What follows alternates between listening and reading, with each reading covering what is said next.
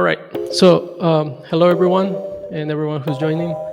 My name is Brian Loiza. I'm a software engineer, and I'm super excited to be here and speaking at the Techqueria Summit 2025. Um, Today, we're going to be talking about how to get a job in the AI era. So, AI is changing everything, and it's been changing things for a long time. It's changed a lot of things already, and finding a job is one of the things. Okay, so we want to we want to change with AI as well. So we want to adapt. Now, if you go to LinkedIn, you'll see that many of the job descriptions actually require you to have some technical skills, whether it's ChatGPT or Power BI, Cursor, GitHub. And this is not just for software engineers. This is for all the majors, all the areas. So it's good that you start learning these skills. So try to use AI every day on your day to day. Okay. So if you're maybe filtering data, or maybe you're like reading data from a document, from a CSV file, from an Excel spreadsheet, or whatever you're doing, try to implement AI and see if you can get it to do that for you. Okay. So playing with it, it's the best way to learn it. So that's what I would recommend. Try to integrate it to your day to day and see how it changes how you work and see how it affects your workflow. Okay. So personally, I use Cursor to program every day, as it's on the slide you can see. And before, I would like build like a project, and by a project I mean like a website. I would build it like in a month, and now I'm building a project in a day. If I have 4 or 6 hours, I can build it in a day, and it's because of AI. So I use AI. I leverage AI to take care of some of the setup and the boilerplate and all of that as a software engineer, right? So before, it would take me like a month just to plan everything, just to try to figure it out. But now it just takes me less than a day, maybe max 2 3 days. But yes, so try to use AI on your day to day. I think it's super important that you actually start adapting to it. Okay, so another thing that you have to do now to stand out from the crowd is, and I said you have to because there is no other option. You want to start actually, putting yourself out there. You want to build like a public presence. If you're trying to sell something, you have to put yourself out there. I know I'm an introvert. I'm not an extrovert. And even though I'm an introvert, I try to put myself out there as much as I can, and you have to do the same. Fortunately or unfortunately, social media is something that's already ingrained in this society, right?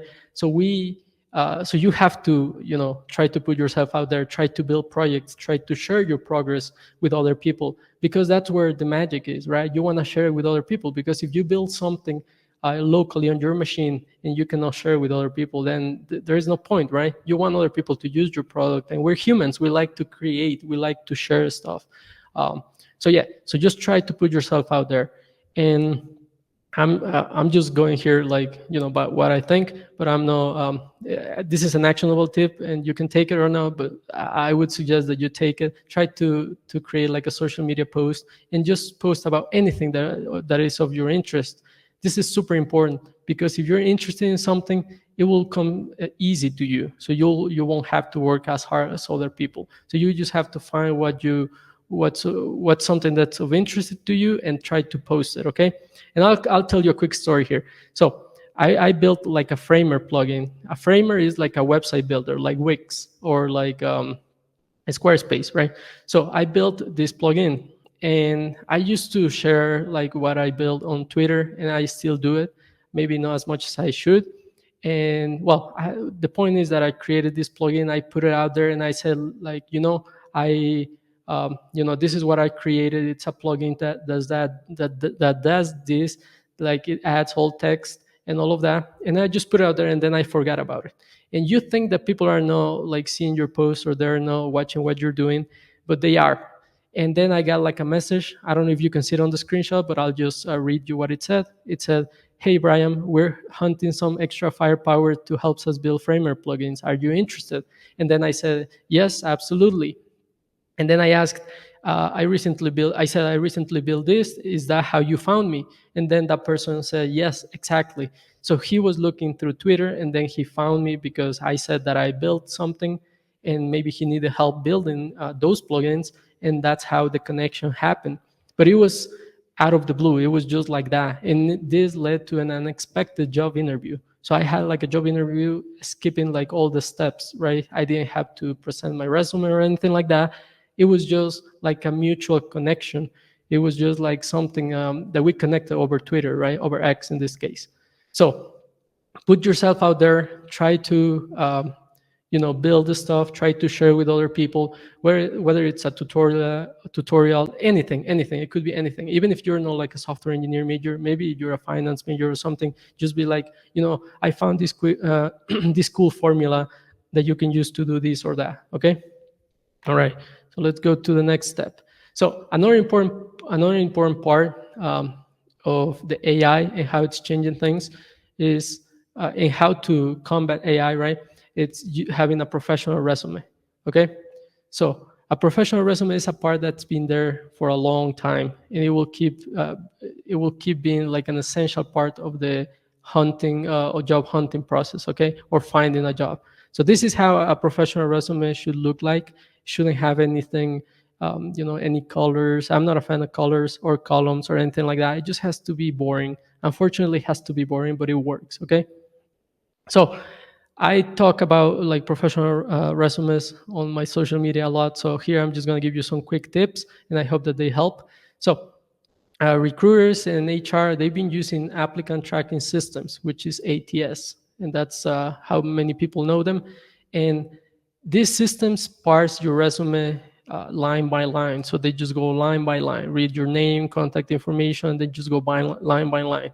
So what you want to do is you want your resume to be parsable first, because that's how they match your resume to the job descriptions, and they look for keywords, and that's how you go through to the next round or something like that. Okay, or to the recruiter so that they can take a look at your resume and call you. But some recruiters take a look at your resume, and some other recruiters just put your resume through these systems. And think about it. If you go to LinkedIn, on LinkedIn, you'll see how many people apply for the job, and sometimes it's like 5,000 applicants. So do you think they're gonna take a look at 5,000 people? They could, but it's gonna take them a long time. So usually they put your resume or other people's resume through these ATS systems. Okay, so how to beat these ATS systems? The way to beat these ATS systems is to and these are some tips. Okay, so avoid resume summary. So a resume summary is saying like, I'm a software engineer, I'm looking for this or that, and that leave that for LinkedIn. That's a professional summary, and put it on LinkedIn. And the reason why I'm saying that is that it occupies space, and you want to have you want to have a lot of space on your resume, like so that you can put the work experience. You want to put the education, skills, and all of that. So you have to leave this space for the sections that are important in your resume. Okay, so leave that for LinkedIn, and they'll take a look at your LinkedIn anyways. So you need to have a LinkedIn, and then you can put it there and they'll read it. So don't worry about that. Okay, so list 2 to 3 bullet points per work experience. So here there's like 1, 2, 3, 4 different companies, and I've tried to list 3 bullet points, right? And this is because you want to keep the resume one page. Okay, try to keep it one page and avoid columns. You don't want any columns, because when it parses, the ATS system parses the resume, then it's not gonna parse it correctly. Okay, and if you have, let's say that you don't have many work experience, right? You maybe just had 2 jobs. Then it's fine if you go like 4 or 5 bullet points. But if you have like a lot of companies, then just try to have 2 or 3 bullet points. Okay, just try to keep it neat. Okay, so add keywords naturally. So don't overstuff them. You can have like, here I can show you that. I don't know if you see it, but yes, here I have like Python, right? That's one keyword, or buzzword, or technologies, or whatever you want to call it.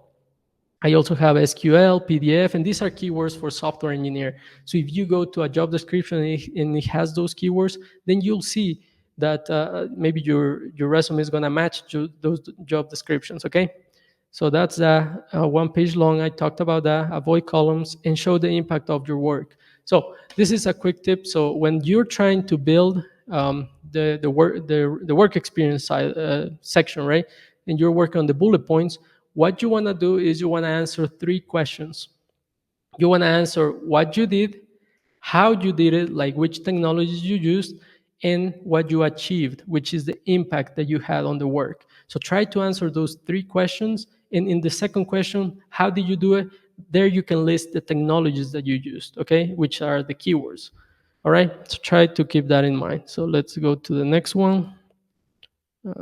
Yep, sorry about that. Okay, we'll just do that. Okay, so skills. I was talking about matching your resume skills to the job description. So the skills that you have on your resume here on the left side need to match the skills on the job in the job description, okay? And if you don't have many of those skills, you can learn the basics. Like learning the basics and knowing the fundamentals go a long way. Sometimes recruiters just call you and they ask you some basic questions about technology, and then you can make it through the next round. So maybe this won't guarantee that you have the job, that you will get the job, but at least you get like practice interviews and you talk to people, and then you can figure out what to do and what to focus on or which skills to acquire. So it's important that you take a look at the job description, see which skills are listed, and then list them on your resume. And of course, don't lie. If you don't have that skill, don't put it in your resume. You can learn it and then put it in your resume. I would say most of these skills are learnable. It's nothing like out of this world. You can do it. Anyone can do it. So yeah. So just take a look at the skills and try to match the job description. All right. So now, what about projects? All right. So projects are a very important part. If you don't have work experience, then showcase projects. Add link to the projects. Add links to the projects. Add YouTube videos, tutorials, how you did the project. Try to do like a demo for the project, and then put it in your resume. And then people can go and see the demo. They like to do that. They like to see that you worked on something that's real, that you can have it. Like if it's a website, that you can go visit the website, play with the website. They want to see something tangible, even though it's not tangible, but it's something that they can play and test. Okay. So projects are super important, and try to build as many as you can. All right. So I'll tell you a quick story about this. So for my first software engineer job, the first one that I got, it was because of a project, and it's the project that's listed here, which is Resume Boost AI, which is a resume builder. So I had that project for a long time, and I had it on my resume. I had the link to the demo. It was just, well, it was deployed. It was a link to the website. And what happened was this. So I went for the interview. So they picked up my resume, and I was trying to switch careers because I was an electrical engineer. So I switched careers, and it's super hard to find like a software engineering job. So I was in the interview. They asked me some technical questions, and then they got to the project section of my resume, and they were like, "Okay, so what's this resume? Can you this project? Can you talk about this?" And I said like, "Yeah, sure." And I talked about it, and I knew so much about the project because I built it, so I knew everything, right? The ins and outs and everything. And then I said like I can do like a quick demo. So then I just pulled up my phone, I went to the site, and then I just created like a resume. I showed it to them, and they were super impressed. They were fascinated with it. And I can guarantee that that's how I got the job, just because of the project, of that project. So work on projects, put it in your resume so that people can go and see it. That's super, super important. Okay. And it doesn't have to be like a website, right? Once again, if you're like a finance major, it could be just like an automation that you discover that you can do like on Excel or something like that, right? If you're something else like a data analytics analyst or something like that, maybe it's like a Python script or something like that. So it doesn't have to be anything crazy, right? Just something that you like, or something that you'd like to work on. Okay. All right. So the new reality of job hunting with AI. So HR has been using AI, recruiters have been using AI, and it's not going to change. But now what changed is that now applicants or job prospects, so now we also use AI, and we can create scripts that apply to 1,000 jobs. And then, it's AI versus AI. So there is nothing, there's no connection, there is no human in between. Now it's just AI versus AI, right? So what you want to be, what you want to do and what you want to be is to be different. You want to be different. And we already talked about how to be different. You need to acquire more skills. You need to build a public presence. You can join online communities like Reddit, Facebook groups, Twitter. Just try to manage some of those communities. Try to create your own community. If you don't see one community about something that you like, then just create it. And try to keep this in mind. Try to create more than what you consume. Okay, and if you consume something, just consume something that you like, something that takes you closer to your goals. Okay, start a podcast, make videos, tutorials, plugins, templates. There's like an infinite amount of things that you can do. So just try to create more than what you consume and try to share it with other people online. And we already talked about this. So yes, try to do that. Okay, so will AI replace me? There has been some layoffs due to AI, but we're still an essential part of jobs. Okay, so AI, it requires context, and if it doesn't have the context, it's not gonna do things the right way. As a software engineer, I use AI every day, and sometimes I have to look over the AI because it deletes entire code bases.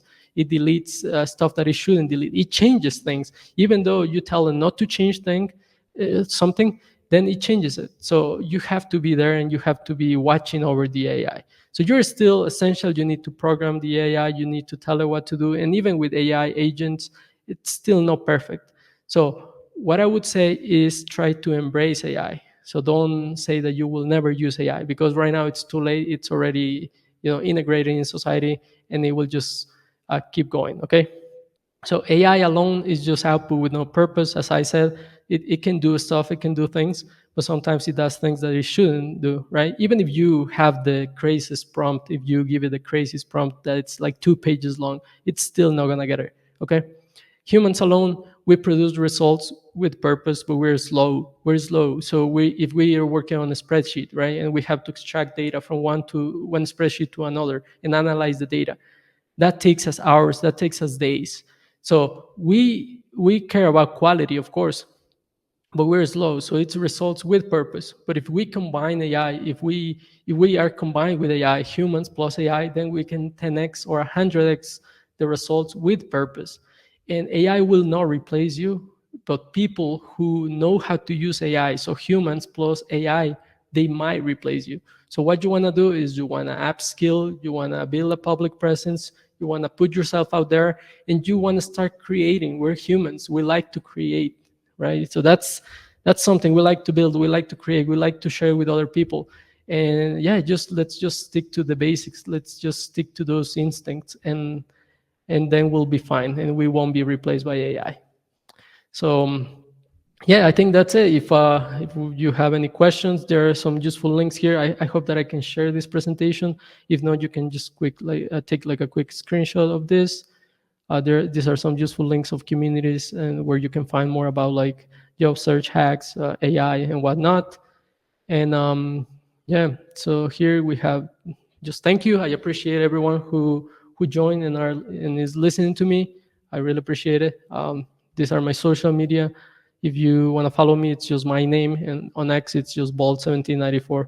And now I'll answer any questions. I saw a lot of questions, but I was doing the presentation, so I couldn't concentrate on them, but I can answer them now. All right, so let me just go from the top maybe. Okay. And if you have any question, just put it in the comments or in the chat, and then I'll answer. Uh,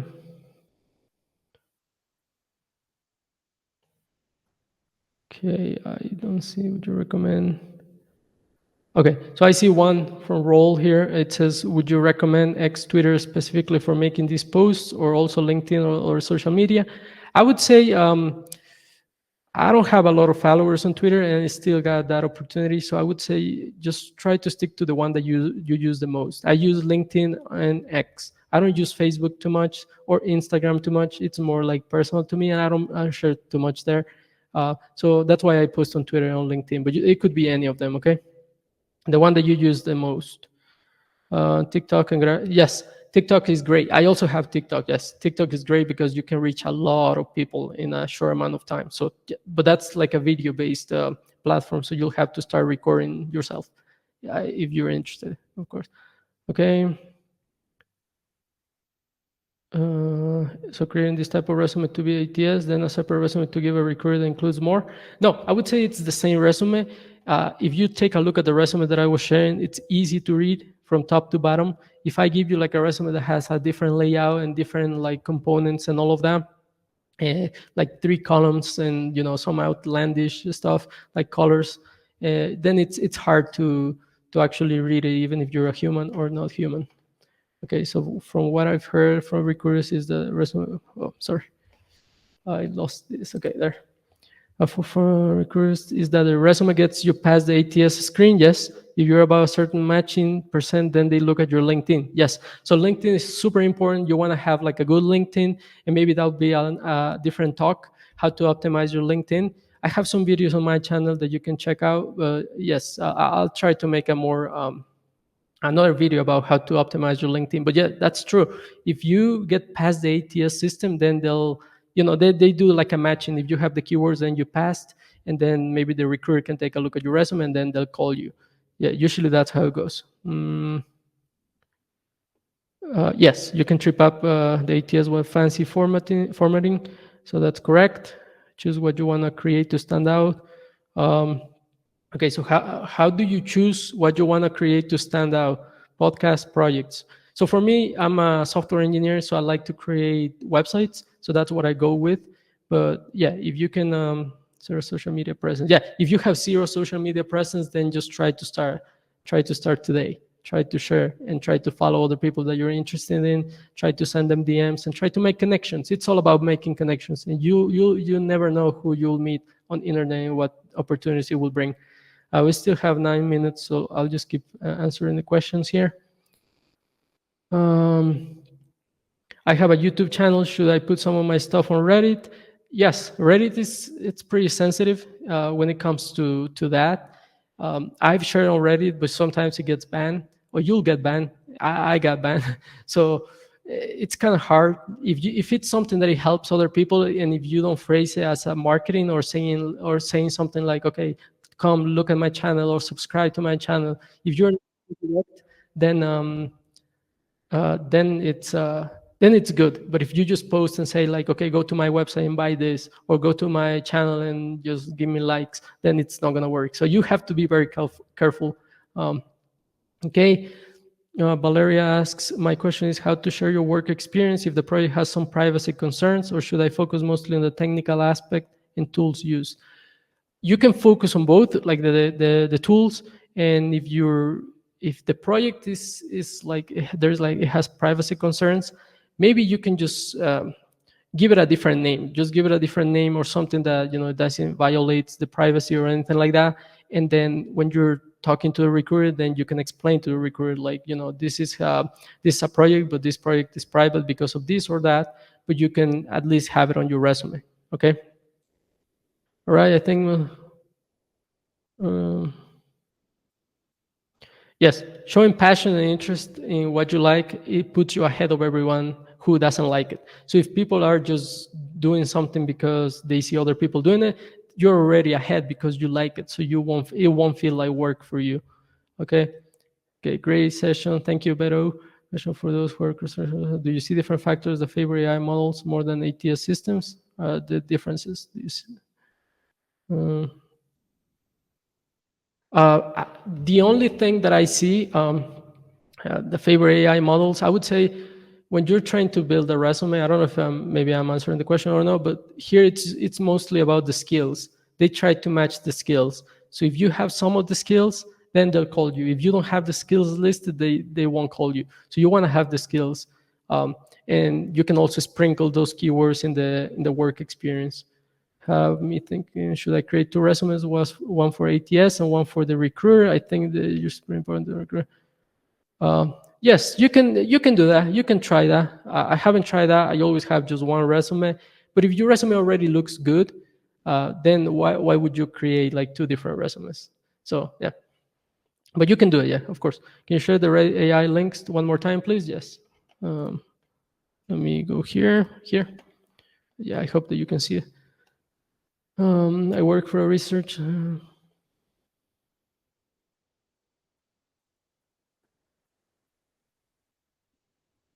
Okay, so if it's proprietary, yes. So let's see. Maybe you can talk about. Maybe then you can work on different projects that are yours, and maybe you can talk about those projects. Or maybe if you say something, let's say that you're using, I don't know, some models, right, like Gemini or something like that. I mean, are you not allowed to talk about that you worked with that? I don't know. It's this is yeah, this is hard to answer.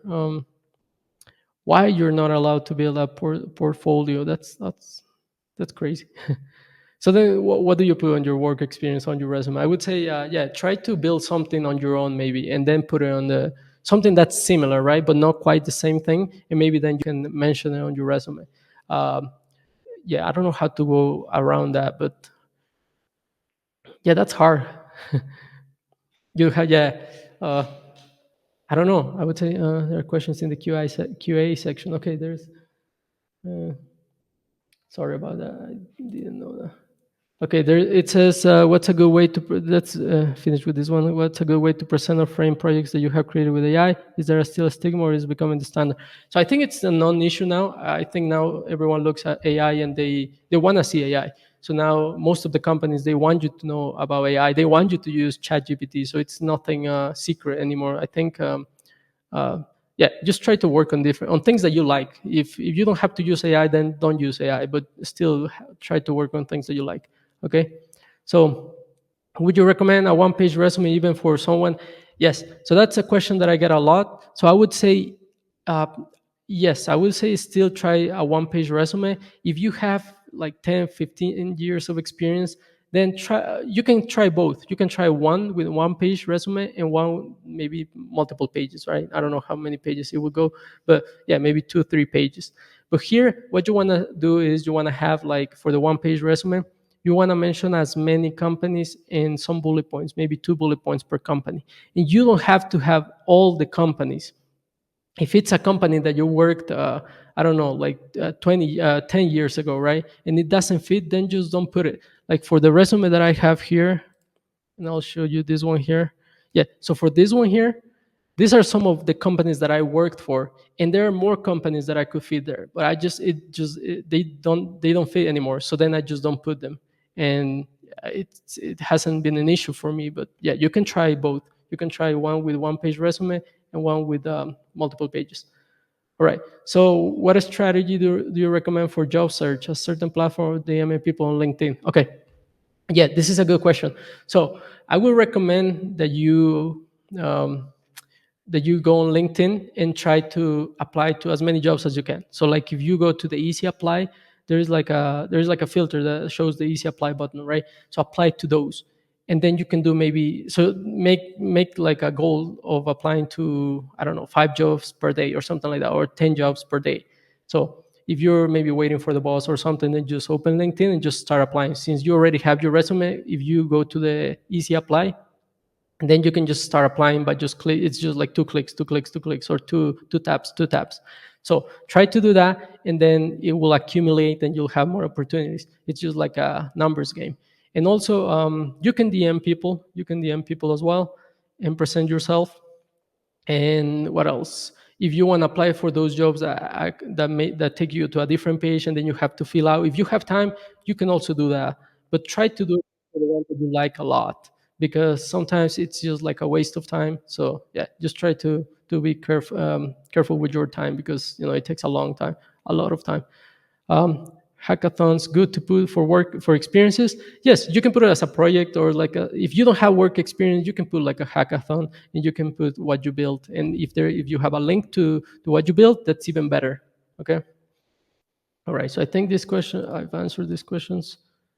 Um, polls chat. There is another one here. I saw a question. I don't know where it went.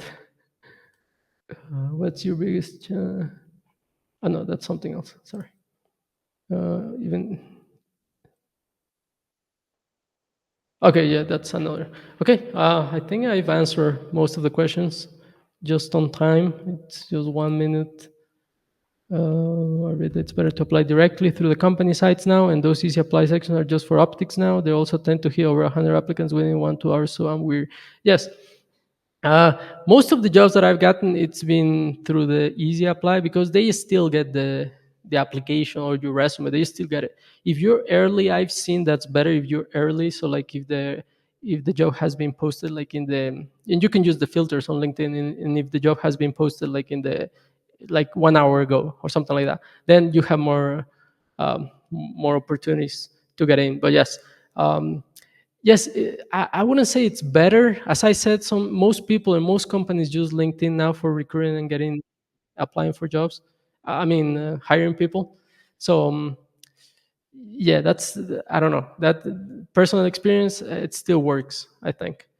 But yeah, you can go to the company sites and apply there. It will just take you longer, and maybe you won't be able to do 5 jobs per day, but you can just apply to 1 or 2 per day because you have to fill out a lot of forms. So as I said, it's just like a numbers game. So just try to apply to as many as you can, if you can, of course.